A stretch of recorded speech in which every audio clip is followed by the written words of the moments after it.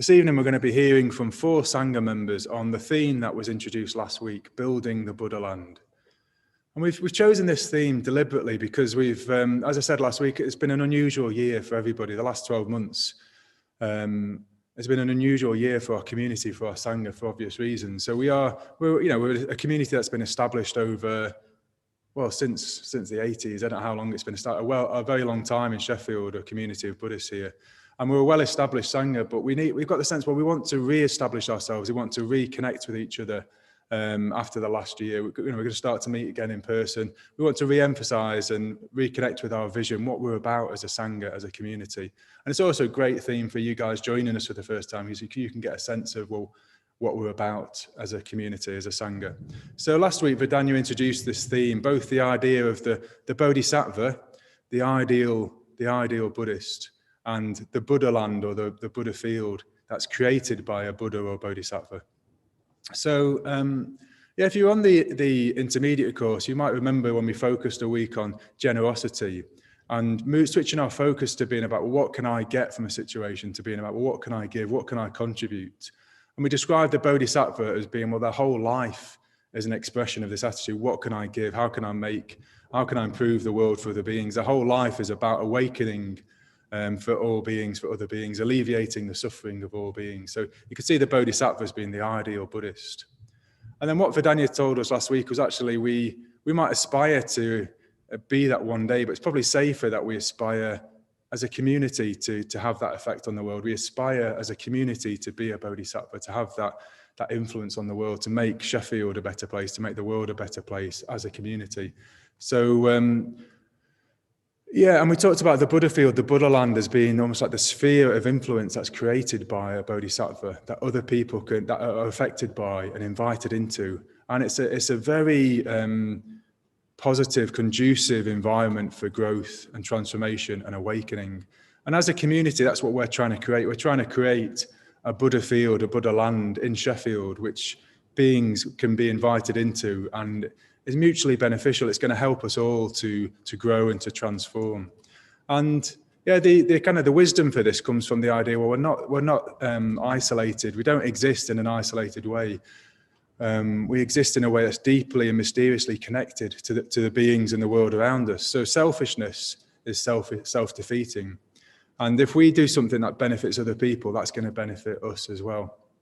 And this is the basis of our community, our Sangha. We're trying to mutually create a community environment that helps all of us to grow, all of us to transform.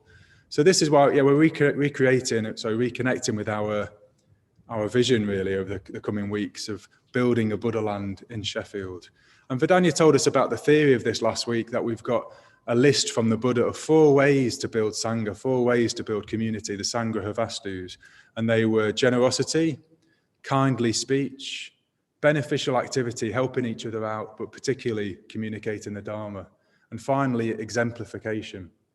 So we heard the theory last week, and this evening we're going to hear from 4 different Sangha members who've been involved in different ways in this project, you could say, in Sheffield, building the Buddha land in Sheffield in different ways.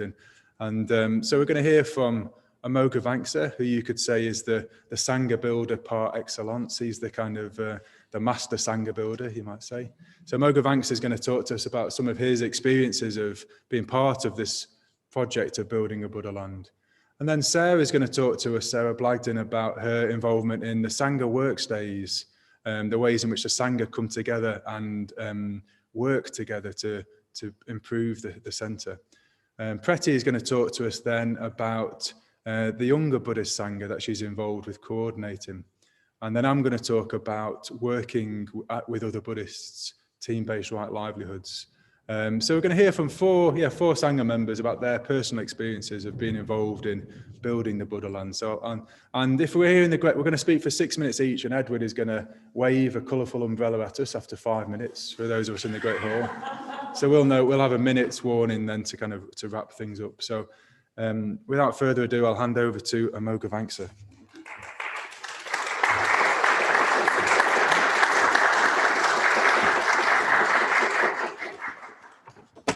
Good to see a good turnout. Yeah. So I'm going to tell a wee story just to get myself into the mood, really. And back in the 80s, I'm living in Norwich. I'm a Buddhist, and I'm reading this magazine called Golden Drum, which was edited by Naga Bodhi, which might appear, but anyway, Naga Bodhi should appear. There he is, that's Naga Bodhi. He was our first president.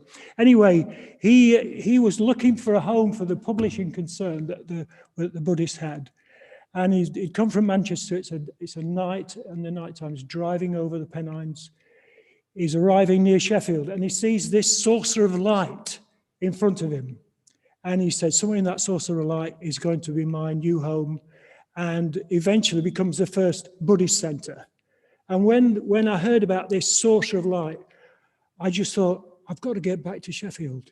I just got to get back to Sheffield. So that's really what was a catalyst. And here I am. It took a while. It took about 6 or 7 years, but I made it.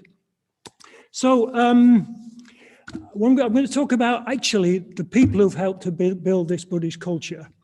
And I'm going to use the 4 Sangravastus as a basis, and I'm going to use the lineage of chairs at the centre. So while I'm doing that, you'll see a picture of each chair in turn. So we'll start off with the first chairman, or chair, whatever, Susiddhi. I'm going to have problems with this chair business. And he well done, I like that one. He exemplified generosity. We hadn't got any money. We wanted to try and buy somewhere. And he was in his late 50s, and he retrained as a pharmacist, went out to work, and he even sold his car, which was his pride and joy, so he could put the money towards getting a new centre. So that was Susiddhi. Sadly, he's gone, but we're going to look after his ashes soon. So I followed on from Susiddhi, and I was 7 years as chairman. This is an early picture of me, I think I'm about 2 or something. Probably, where would it be? Probably Cleethorpes or something like that. Anyway, I don't look like that anymore, but he did look really lovely, didn't he? So anyway, there's 4 Sangravastus and there's 5 chairs. So we'll gloss over my particular bit. And we move on to Surimati. Well, Surimati just made things happen. She was, she just did whatever was needed. She created systems to help the smooth running of the centre, which I never did. I mean, it was slightly chaotic. She radiated confidence, and she drew people to her. And I mean, she was quite a difficult act to follow, frankly. She was a hard act to follow. But she's still around, looks after the garden and things like that. She's very good. So who followed? Maitridasa was next. Where is he? Oh, there he is, And his name means servant of love or servant of metta. And basically he loves people. He loves the Dharma, and he helped to help the centre thrive by creating lots of teams and sharing out the responsibility. And he actually helped me with ideas for this talk. So good on you, mate. Oh, he's gone anyway. And he did all this with the, I forgot to mention it. Surimati was beneficial activity. Did I say that? Maybe I forgot about that. Sorry about that, guys. So we'll move on to Maitridasa, and his was affectionate speech, kindly speech. He was just brilliant at it. And then we come lastly to Satyajyoti. There she is. She's our current chair. And she exemplifies exemplification, basically. She's done a marvelous job. She's guided the Sangha through really, really challenging times. She's got courage in her leadership. She's confident, and she's created lots of new initiatives. so that we can reach out to more and more people in different ways. And she's just told the team just to experiment and just do what you think is going to work, which takes quite a bit of nerve, I should think. She exemplifies what it is to be a steady and effective leader in challenging times. So we build a Buddha land with generosity, with affectionate speech, with beneficial activity, and with exemplification. And I've showed you how I can help, because my speciality is rejoicing in people's merits. So I've basically, that's what I've done. So thanks for listening.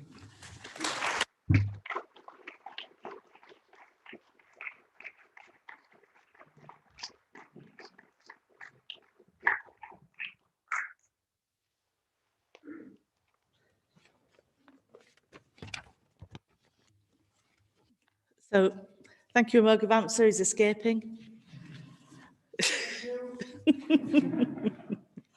So it's good to see you all, and it's good to be here. So I'm here to talk to you about what Sangha Works Day means, especially to me, and how it helps create a Buddha land here in Sheffield. And to be honest, when I used to come to Sangha Works Days, it used to be to have a crack with my mates, have a bit of fun, do some work. And I didn't think too much about it. It was just another event at the centre which I could enjoy. Then last year I went on a Heart Sutra retreat, and I was confronted with by the phrase, attainment too is emptiness. And I thought, if attainment is empty, why am I doing this, being a Buddhist? I could have a different life, I could go back to my life before Buddhism, but being realistic, I couldn't return to that life. So the question remained, why? What can I do? Well, after much reflection, I came to the conclusion that it's about service for the benefit of all beings. And that is not something you attain, it is something you do. So how was I going to do this?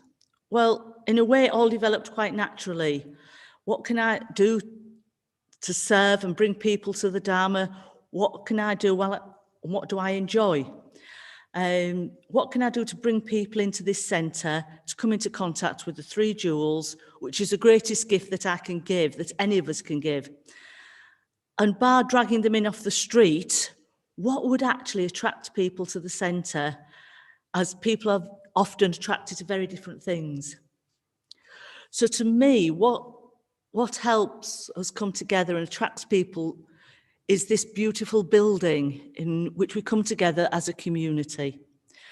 This building and this hall is a vision of a number of people who have had the courage to take a leap and build this magnificent Buddhist centre that we all enjoy. And I'm truly grateful to those people. But to keep this centre looking good sometimes feels a bit like painting the fourth bridge. There's always work that needs doing to maintain it. There are teams that are involved in this work at the centre, including the maintenance team, the gardening team. But often this is not enough, and that is where the Sangha Works Days come in. And to me, this is the part of the service I can give to the centre and all beings. Not all people can commit to a regular team, so they can come along to Sangha Works Day.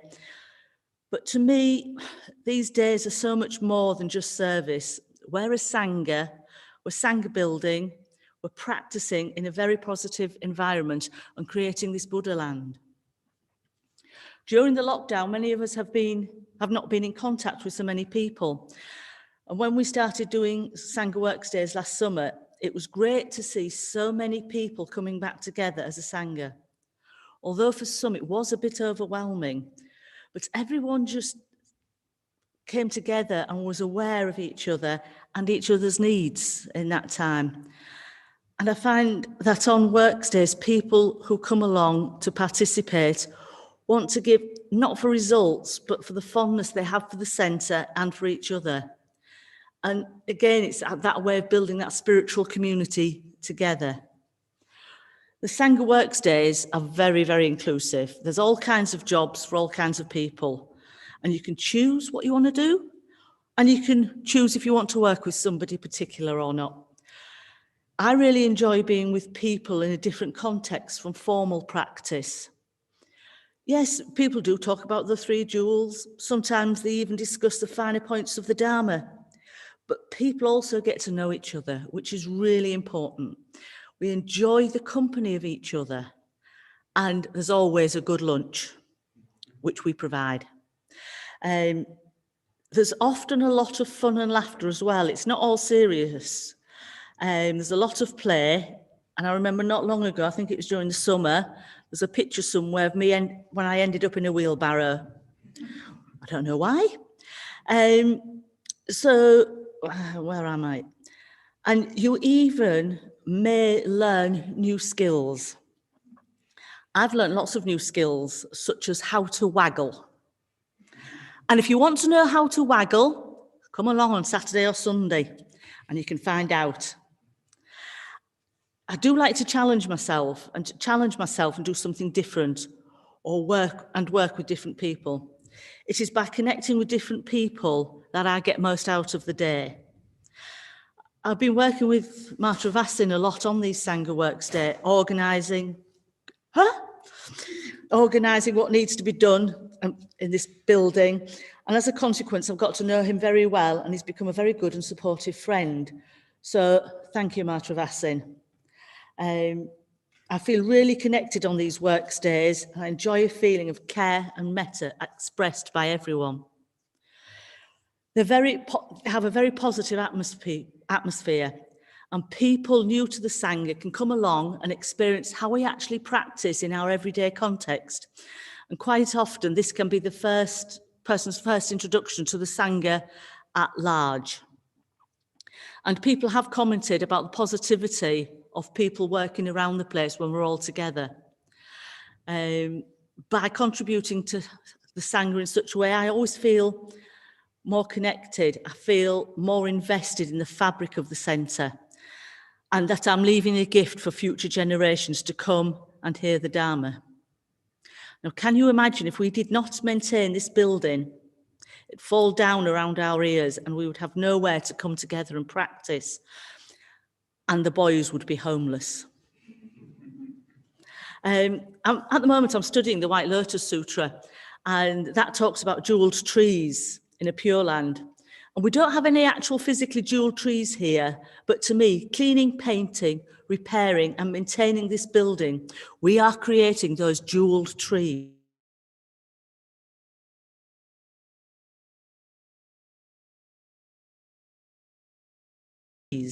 And if you're feeling inspired to contribute, you can do so this week. From Thursday through to Monday, as Bodhinaga said, we're refreshing this hall. So there's going to be lots of preparation on Thursday and Friday if you want to come along and help. And then Saturday and Sunday, we're hoping to be painting. So come along, have fun with your fellow Buddhists, build this Buddha land. There are jobs for everyone. You can come for an hour, you can come for the whole day, come for as long as you want. You may even learn new skills. And if anybody really does want to volunteer to literally build jewelled trees or even put jewels on the walls, feel free. Thank you very much.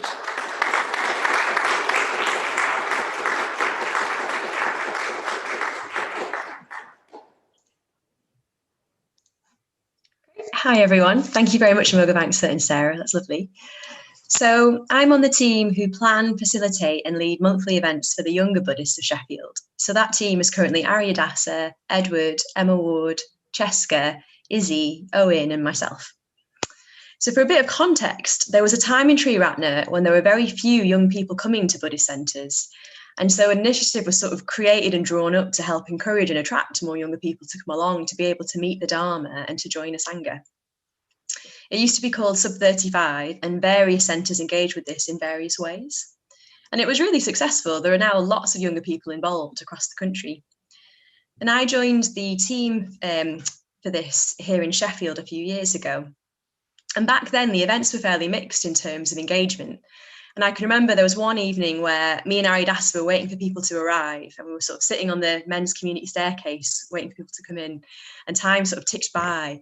And in the end, we thought, oh, maybe no one will come. But actually, one person did come, and we ran the event just for the three of us. And it was actually really enjoyable. But at the same time, we thought, well, clearly we need to look again at our vision for what this project is. Because actually the original vision has been met now. Now there are plenty of young people coming to Buddhist centres. So what is it that we're going to do here in Sheffield? What we're going to use this space for? So we sort of rebooted it. We created a new team, a new acronym, so we're now called YUBS. We set up the conditions to help explore a new vision. So as a Sangha, as we've said before, we're aspiring to collectively be a Bodhisattva. And as sort of Bodhinaga touched on earlier in the introduction, there are lots, naturally, just lots and lots of mini Buddha fields that naturally form within a larger Buddha field. And ours, of course, is the Sheffield Buddhist Centre. And it's important to say that, yeah, for people who come along to YUBS, to these events, you will have completed the introductory course and you will have started to engage through the wider Sangha. So right now, people coming to Sangha Night, for example. Because what we're doing, it isn't designed to create some sort of side Sangha. What we're doing is we want to create a positive, inspiring environment right at the heart of the wider Sangha, so we can deepen friendships and change and grow and ultimately serve our wider Sangha. So the reason I found and continue to find YUBS a really effective and powerful space is that it's an opportunity to intensively practice with others who are at a similar life stage to you, with similar life decisions ahead of you. And I find that a tangibly potent thing to do. And a real heartbeat of any worthwhile spiritual tradition is that within it, you find groups of practitioners who are lifelong friends. And I do get a glimpse of that sometimes. Lately, sort of since the pandemic, we've often been having our meetings outside or in the great tent in the garden. And, each month I'll look around and I just sort of know deep down that I'll be practicing the Dharma with so many of the people around me for decades and decades to come. And that feels really precious. I also appreciate that the culture we've created in these sort of younger Buddhist events is both warm, so it's positive, it's nurturing, it's welcoming, but it's also a space for intense practice and intense ritual. We come together and we study the Dharma and we live the Dharma. The last thing I'll talk about is the importance of a clear altruistic dimension. So this is essential to all Buddha fields. So as YUBS, we've run newcomers courses together, which has been wonderful. And we make sure there's an emphasis on service and volunteering. So for example, a lot of the younger Buddhists are involved in things like the Thursday team and other teams that help to maintain both the functionality and the beauty of the centre, as Sarah was saying. And also in really simple ways. So before the pandemic, we would meet monthly on a Saturday evening, and we'd always have a shared dinner before our events. And somebody within that context would generously volunteer to cook for everyone else. And we'd all sit and eat together. And it really felt like a sort of family being together. I really loved that. So all sorts of opportunities to be generous, to volunteer, to give. So if you're young and this sounds like something you're interested in and something you want to engage with, well, please come along. So the next event we're going to have is this Saturday. It's in the Great Tent and it'll be 2 till 4. And if you were taken by what Sarah said, you could paint in the morning and then you could come and practice with us in the afternoon. And the theme for this Saturday, like I say, 2 o'clock till 4, is on generosity. And if you're so I know lots of people here are from the Wednesday course we've just finished. So if this interests you, do message me or email me. And anyone else, if you think, oh yeah, this sounds like something I want to be involved with, just get in touch with us. Thank you.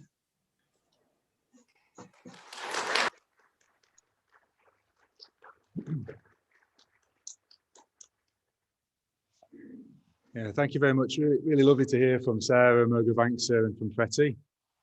I want to talk about building the Buddha land by working with other Buddhists. And we talked about on the 12-week course recently about livelihood, transforming one's livelihood. Yeah, and like people, you can, over the time, your ethics, your practice of the Dharma will naturally transform how you are at work and who you are at work. But sometimes it's also possibly just you might have the liberty, the freedom to be able to radically transform how you work, what you do for work as well. And this happened to me, I don't even know when, it was a long time ago now, I don't know when, but maybe 12 years ago, something like that. But at the time, And I can remember the conversation vividly. I made a decision to leave the business that I'd started, the business that I'd set up, and it was growing. It was still at its early days, but it was becoming quite successful. But I made a decision to leave that, and I wanted a more what I describe as full-time kind of Dharma life, full-time Dharma context, really. And I remember having a conversation with a guy called Stephen, who doesn't come to the Buddhist Center anymore. But he was saying to me, well, and I was talking about the money I would lose by not being involved in the business anymore. I remember Stephen saying, but what price would you give to being able to really live the Dharma life, really serve the Dharma? What price would you place on that? And when he said that, it just really dawned on me, well, I couldn't put a price on it. It's what my heart really wanted to do, and that was beyond putting a price on. So I didn't mind really. Well, I did mind, but I didn't mind losing quite a lot of money and I don't regret it one bit, because I've been able to have a sense of my life being really about what is most important to me, and that's really, really valuable to me. So that was maybe 2008, something like that. And then what I did at the time, we had a business, we had a shop in Orchard Square called Evolution, and it was a gift shop. And we sold mainly lots of smelly candles. We sold wind chimes, like strange gifts which people bought. It went actually from being a loss-making business and this is largely down to Dayavajra and to Maitridasa. They turned it into a profitable business, which bought the boilers that we still use and lots of other things that helped at the Buddhist Center. But it was also a place where Buddhists could work together. It was a Buddhist team, and I joined and I worked a few days a week there. Dharma Mai worked there, Maitridasa worked there, Maitri worked there for a bit. Did you work there, Aryadasa, for a bit as well? Mokshatara worked there, and Sangha Gita probably, I think, worked there. Did you, Sangha Gita? Yeah. So basically, a lot of the order members that you know now involved in the classes, we joined and worked there as a team, and it was in a way it was an experience of working and sharing a life with other Buddhists, which now is kind of what we do as order members. That was the kind of a training ground for that, an environment where we could practice at being Buddhists in a way, and support each other, remind each other. We had a shrine in the storeroom. We'd have mindfulness bells and breaks. Basically, we'd try and practice as Buddhists and support each other and work as well. And so this was, there's a lot of dharma involved because we worked on low levels of income for support, which a lot of us, we still do that. I don't know how beneficial the activity was, providing wind chimes and smelly candles to the people of Sheffield. But I think what we really did was exemplification, actually. I remember I remember going into an evolution shop in Newcastle as a student and being really struck by the people and the atmosphere. I didn't know anything about Buddhism then. I remember the same thing would happen in Sheffield. People would be drawn into the shop. They'd want to spend time here and shop here because of the atmosphere and the way that the Buddhists interacted with them, more than probably wanting to buy wind chimes and candles. So we could exemplify something. It's a different way of running a business, an ethical way. We gave the profits away. So we were exemplifying something. Then I also became involved in I have to talk very fast now to get everything in. Me and Dharma Mai set up a project which became a business called Still Learning, which was to teach the Dharma, teach Buddhism in schools, and also to show schools around the Buddhist Center. And basically we started off, we didn't know anything about what we were doing. The first visit was a complete farce, really. But we quickly had to learn how to teach Buddhism to children. And it was wonderful to work with Dharma Mai. We became really, really good. We were already good friends, but we became really, really close friends through working together in that way. So wonderful to work together with her, but also a sense of, again, exemplification and being Buddhists in schools. So rather than learning from textbooks, schools were children were meeting real Buddhist people and discovering what we were like and what Buddhism was like and learning about Buddhism from us. So the exemplification was really important.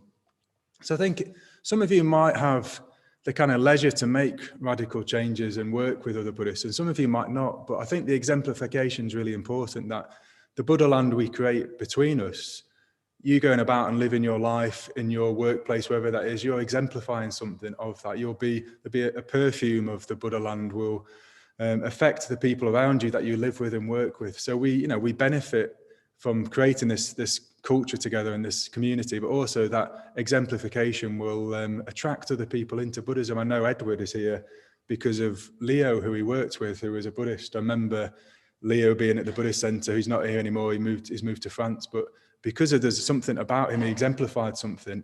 Edward became interested in that, and Edward came to the Buddhist Centre, and now Edward works at the Buddhist Centre and is part of this project. So don't underestimate the influence you can have by exemplifying Buddhism to the people around you and the effect it might have on their lives.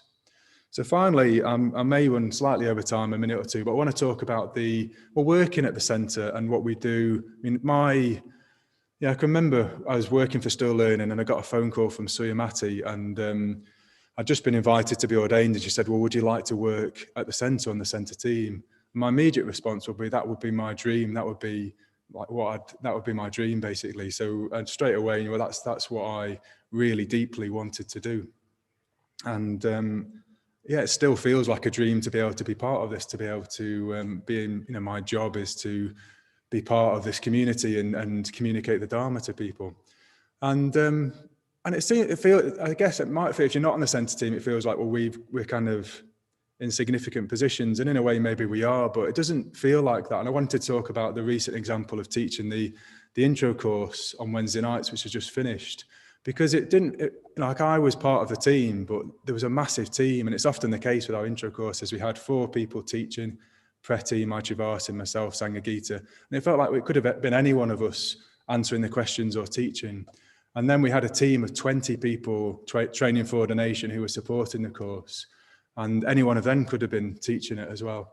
And between us, we seemed like we even over Zoom, we created a really positive atmosphere, and all the people who were joined in with that and are here this evening were part of that. We kind of together, we created an online Buddha land, it felt like, on Wednesday nights, a really positive environment which benefited all of us. Like, it was a real highlight for me, and Sangha Night is a real highlight for me. I get loads out of being part of this community, and being able to build this community and communicate the Dharma. I get so much out of that. So it really is true. Like, you can the more you give to other people, the more you get out of it. You really benefit from that. And I just wanted to talk about the intro course, and as an example of that, it felt like a massive community endeavor, like a big project between a lot of people, including all the people who took part on the course. Between us, it felt like we really did, for 12 weeks, create that sense of a Buddha land.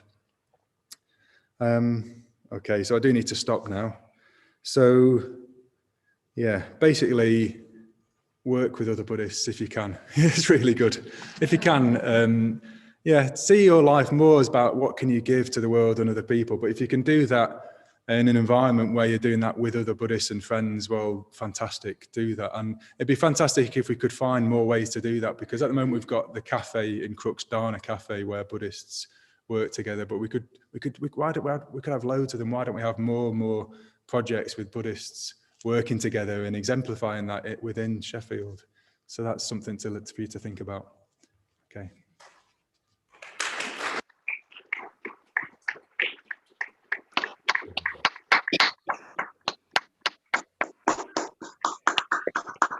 Okay, so what we'll do now is have our discussion groups.